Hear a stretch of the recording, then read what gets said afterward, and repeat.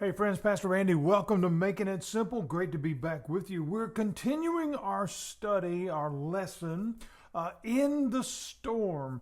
We've been talking about what it's like to see the storm and the differential of being in the storm. Of course, the storm represents life. We left, in our last part, we left the disciples there in the boat, in the storm, and it's really not going well. We look out and we see Jesus walking on the water toward them. And as I shared with you in the last lesson, this was a representation of Jesus walking toward them on the problem that they were having. In other words, the wind and the waves were what was causing their dilemma. And Jesus is walking toward them on that very issue as if to say, I've got this. It's going to be okay. But that requires that you place a faith in me. So we read, if we continue, this is taken from Matthew chapter 14, the walking on the water part, verses 22 through about 33. And so we read that it was early in the morning. In other words, it was dark. So they're in panic. Oftentimes in the dark, we can't see what's around us, and every noise is amplified, and every fear is a little bit closer to the edge. I worked a night shift for many years when I was in law enforcement, and it was an entirely different spectacle than working during the day. Two completely different things. Not just the exhaustion level of working through the night, but the stress level of I can't see what's around the corner. It's a different mindset. And so here we find in the dark, this is where they are. Again, the wind is blowing hard. The waves are crashing against the boat. And it tells us that they look out and they see Jesus walking toward them on the water. And we read they were terrified. Now, the reason that that's important, all right, we've got two different things. When they were with Jesus, literally, figuratively, whatever, on the shore, when they were walking with him, they felt peace. They recognized him. They clearly knew who he was. But without him, in other words, not having the physical presence at that time, or even the emotional presence in their heart, without him in the storm, they did not recognize him. They did not have that same peace in that very moment. Now think about how that relates to life. This same peace that they had when they were with him, it was absolutely still available. This same Jesus was indeed the same Jesus. He was still available, but separated from him in their heart and in their mind, capturing fear as their focal point, it changed their ability to see, it changed their ability to perceive that the same peace, the same calm, the same everything was still available, but at that moment it didn't seem possible. That sounds like life, right? When we leave our lifeline, again, we go back to drowning. If I let go of that life preserver, I can still see it. It's still floating right there. But because I don't have my hand on it, fear takes over.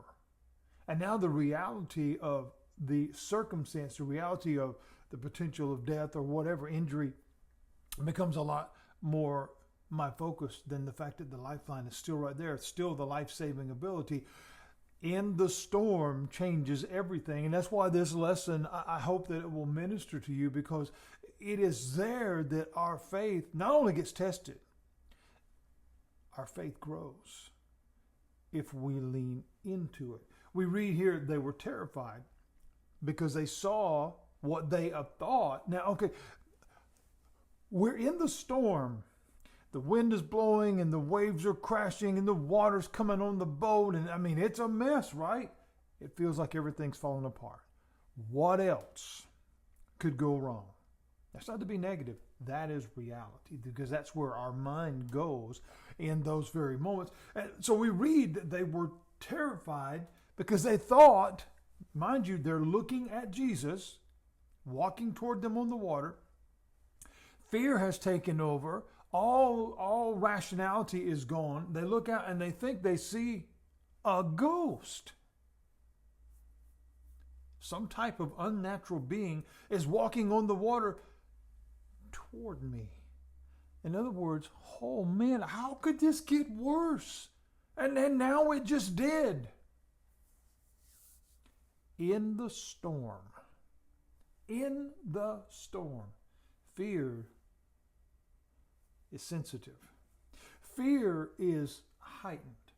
All levels of perception become questionable, because then we're not thinking with the part of our mind that allows rationality, because everything is at a heightened sense. Everything is at a turmoil, because and when things are in turmoil, we don't seek peace. We don't seek rationale. We don't. We look for desperation, and we're grabbing out of panic, and we're not making good thoughts. In other words, we're not looking at the source of our true help. Even though it might be right in front of us, we don't picture that. In the storm is a very, very different place. We read that, and then we hear that explanation. And again, please understand, I'm not saying that because I think I'm right. But this is it. This is the reality of this story. This is what it means. And we say, well, wait a minute, Pastor, I've never really thought about this particular story and Jesus walking on water having any more meaning than just a really cool Bible story, really awesome supernatural event. But I can relate to what you are saying. I can relate to this story now because that's real.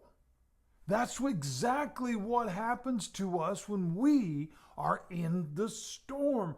And so here we see Jesus met them there.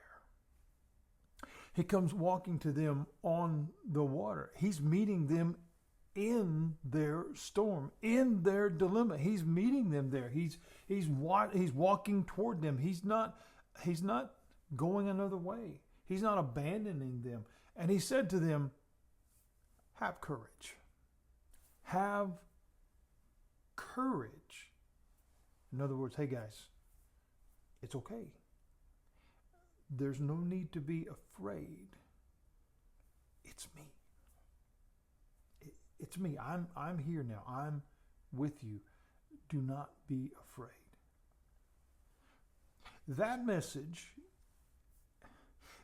is to everyone listening today that is in the storm. I want you to receive that, because I want you to hear what that voice is saying. Do you ever remember, and I hope that you had this experience at some point in your life, especially when you were little, something scared you, maybe a bad dream, a scary noise, whatever. And someone that loved you, maybe your mom or dad, a grandma, grandpa, somebody, big brother, big sister, somebody, they came along and they put their arms around you and they said, it's going to be okay. That is what Jesus is saying in this story. That is the heart of the Father that is being displayed through the person of Christ to these very ones who were following him, loved him, believed who he was, all these different things, but they're in the storm and all of that is out the window. Wait a minute, Pastor, that's me. That's exactly the point of the story. It's there to help us understand God loves you. He has not abandoned you in your storm. And you may be in one right now and hearing this message today. And I want you to go back and read this, and I want you to read it through the context of what we're talking about. Wait a minute. That's me.